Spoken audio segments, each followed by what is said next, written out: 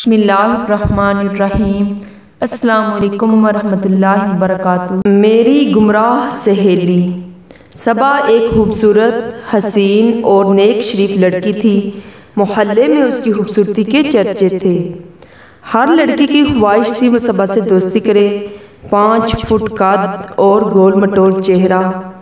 صبا کے گھر کا ماحول ہمارے گھر آنے سے بہت مختلف تھا اور وہ وہاں گھٹن محسوس کرتی تھی، جبکہ میرے والد صاحب روشن خیال تھے۔ ہمیں اپنی زندگی میں کوئی مشکل درپیش ہوتی تو وہ بہترین انداز سے رہنمائی کرتے تھے۔ میرے والدین دونوں ہی تعلیم کی اہمیت کو خوب سمجھتے تھے اور اپنی اولاد کو میانہ روی کے ساتھ جدید طرز تعلیم سے آراستہ دیکھنا چاہتے تھے۔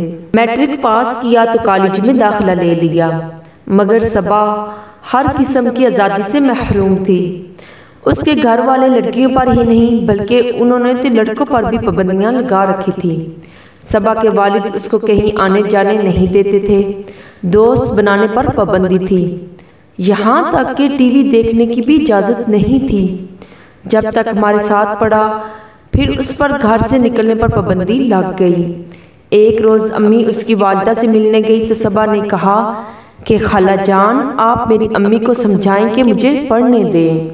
اگر باہر جانے میں قباحت ہے تو گھر کے قریب ہی جانے کی اجازت دے دیں، جہاں سلائی اور کٹنگ وغیرہ سکھائی جاتی ہے۔ یہ ادارہ ان کے گھر سے چند قدم کے فاصلے پر تھا۔ امی نے آنٹی کو قائل کر لیا کہ گھر میں بیکار بٹھا کر رکھنے سے بہتر ہے کہ کچھ سیکھ جائے۔ امی کے سمجھانے کا خاطر خواہ اثر ہوا اور وہ سینٹر جانے لگی۔ ادھر وہ سینٹر جا رہی تھی تو ادھر میں اپنے پیپرز کی تیاریوں میں لگی تھی۔ جب اس کے گھر جاتی وہ ٹھنڈی آہ بھر کر کہتی کہ کاش ہمیں بھی اجازت مل جاتی تو تمہارے ساتھ کالج جاتی۔ میں اسے تسلی دیتی کہ تم بھی تعلیم پا رہی ہو، کیونکہ ہنرمند ہونا بڑی بات ہے۔ ایک دن میں صبا کے گھر گئی تو کچھ پریشان تھی۔ کہنے لگی تمہارا ہی انتظار کر رہی تھی، اپنے دل کی بات میں اور کس سے کروں؟ شکر ہے تمہارے والد اجازت دے دیتے ہیں اور تم آ جاتی ہو۔ صبا کہانی کیا ہے؟ میں نے اس کا ہاتھ اپنے ہاتھ میں لے کر کہا تو اس نے بتایا کہ جب وہ سلائی سینٹر جاتی ہے تو ایک لڑکا جس کی عمر 22 سال ہوگی اس کی راہ میں کھڑا رہتا ہے، اس کے پاس سے گزر جانے کا منتظر ہوتا ہے۔ میں نے اسے کہا کہ جب تم اس کے پاس سے گزرتی ہو تو تم اس کی جانب متوجہ مت ہوا کرو اور خاموشی سے گزر جایا کرو، بالآخر خود ہی انتظار کرنا چھوڑ دے گا۔ کوئی بات کرے بھی تو جواب دینے کی ضرورت نہیں، جب تک لڑکی متوجہ نہ ہو کسی کی مجال نہیں کہ کوئی بات کرے۔ وہ بیچاری کنویں کے میڈم کی طرح تھی، ڈرتی تھی کہ اس کے والدین سلائی سینٹر جانے سے روک نہ دیں۔ ایک روز گلی سے گزر رہی تھی کہ 2 آوارہ لڑکے اس پر آوازیں کسنے لگے۔ وہ گھبرا گئی کہ ان سے جان کیسے چھڑائے۔ اتنے میں وہی لڑکا اس کے سامنے آ گیا اور ان لڑکوں کو وہاں سے بھگا دیا۔ صبا تیز قدم اٹھاتے ہوئے وہاں سے نکل گئی۔ اگلے دن سلائی سینٹر چھٹیاں ہو گئیں۔ چھٹیوں کے بعد سینٹر کھلا تو اس لڑکے کو اسی طرح منتظر پایا۔ اس بار میری سہیلی کا دل اس کے لیے کچھ نرم ہو گیا اور جب اس نے آگے بڑھ کر اسے بتایا کہ وہ دونوں لڑکے جیل پہنچ گئے ہیں، اب کبھی تمہارے راستے میں نہیں آئیں گے، تو شکریہ کہہ کر آگے بڑھ گئی۔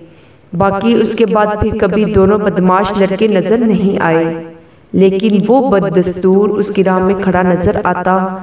بالآخر وہ روپوش ہو گیا، ہفتہ بھر نظر نہیں آیا تو میری سہیلی کو تشویش ہوئی کہ اسے کیا ہوا ہے، جو 6 ماہ سے سردی، گرمی، دھوپ، برسات میں ہمیشہ ایک جگہ بت کی مانند منتظر رہتا تھا، اب کہاں چلا گیا؟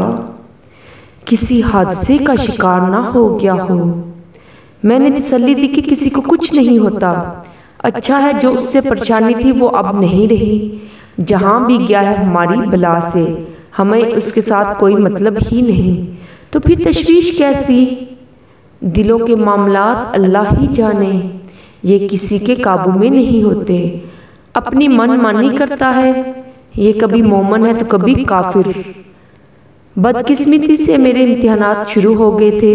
میں باوجود صبا کی منت اور سماجت کے ہر دوسرے چوتھے دن اس کے گھر نہیں جا سکتی تھی۔ اس کی امی کہنے لگی صبا کچھ اداس رہنے لگی ہے، تم کو یاد کر رہی تھی، دوسری کوئی سہیلی نہیں ہے نا، اور وہ کسی کے گھر بھی نہیں جا سکتی، اس کے والد کی اجازت نہیں ہے، تم کبھی کبھار آ جایا کرو، تم سے مل کر میری بیٹی خوش ہو جاتی ہے۔ اچھا آنٹی، کل ہی آ جاؤں گی انشاءاللہ۔ اگلے دن جب میں شام کو ان کے گھر گئی تو وہ میری منتظر تھی، کہنے لگی اف، تم نے کتنا انتظار کروایا، مجھے اب تو میرے دل میں شک ہونے لگا تھا۔ میں نے کہا صبا خدا نہ کرے ایسی کیا بات ہو گئی، بولی ذرا ٹھہرو۔ اس نے کمرے کا دروازہ بند کیا اور الماری سے ایک ورق نکال کر میرے ہاتھ میں تھما دیا۔ اس نے لو کو شب دراز لکھا تھا۔ حیرت کی بات یہ تھی کہ اس نے کسی طرح صبا کا نام بھی معلوم کر لیا تھا۔ جب تمہیں اس سے کوئی دلچسپی ہی نہیں تو خودکشی کرے یا اپنے آپ کو گولی مارے، تم کیوں بخار میں مبتلا ہو گئی تھی؟ وہ مجھے بلا رہا ہے، تبھی تو اتنے دن بخار میں پڑی تھی اور تمہارے انتظار میں سلگ رہی تھی۔ اس نے کہا تو میں ہنس پڑی، تو کسی دن تمہارے ساتھ چلوں گی۔ صبا کو ہمت ہوئی اور اس نے تشکر بھری نظروں سے مجھے دیکھا، جیسے کسی مصیبت سے نجات مل گئی ہو۔ اب ہم باتیں کر رہے تھے کہ پڑوس کی لڑکی نے صبا سے کہا کہ آپ کا فون آیا ہے۔ میرے لیے فون آنا حیرت کی بات تھی۔ اس نے بھی حیرت زدہ نظروں سے میری طرف دیکھا۔ والد آنے والے تھے، میں ان کے گھر اس وقت تو بالکل بھی نہیں جا سکتی۔ فون اگر دوبارہ آیا اور امی نے ابو کو دے دیا تو میں پھنس جاؤں گی، ابو تو میرا حشر کر دیں گے۔ اس کو مصیبت میں دیکھ کر میں بغیر کچھ سوچے سمجھے اس لڑکی کے ساتھ اس کے گھر چلی گئی۔ میں سب کو جانتی تھی، وہ بھی ہماری دوست اور کلاس فیلو رہی تھی اور میرا گھر قریب ہی تھا، لہذا کبھی کبھار وہ اپنی امی کے ساتھ ہمارے یہاں آ جایا کرتی تھی۔ کس کا فون ہے؟ میں نے پوچھا۔ کس کے لیے ہے؟ اس نے بتایا ایک لڑکے کا فون ہے۔ میں نے کہا تم جانتی ہو اس کے گھر کا ماحول کیسا ہے کہ نہیں آ سکتی تھی؟ کیا کسی سہیلی کا فون آیا ہے؟ جی نہیں، یہ کوئی صاحب ہے۔ ذرا سوچو اگر آج امی گھر پر ہوتی اور فون اٹھا لیتی پھر کیا ہوتا؟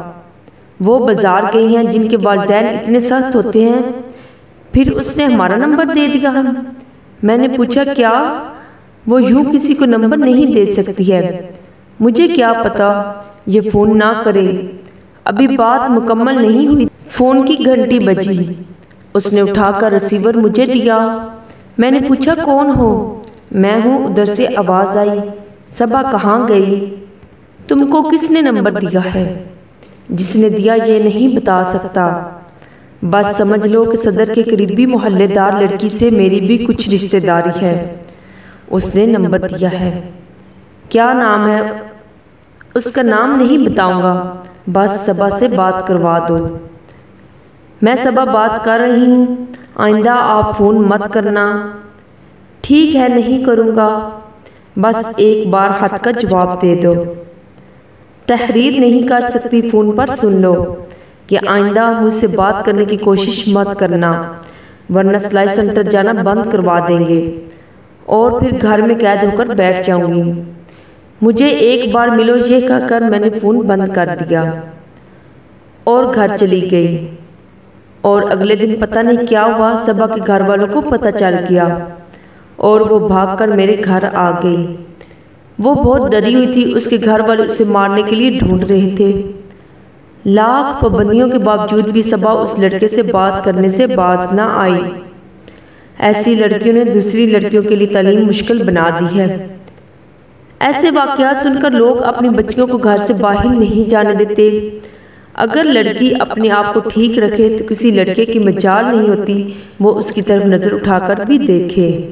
اگر آپ کو میری ویڈیو پسند آئی ہے تو میری ویڈیو کو لائک اور میرے چینل کو سبسکرائب ضرور کیجیے گا۔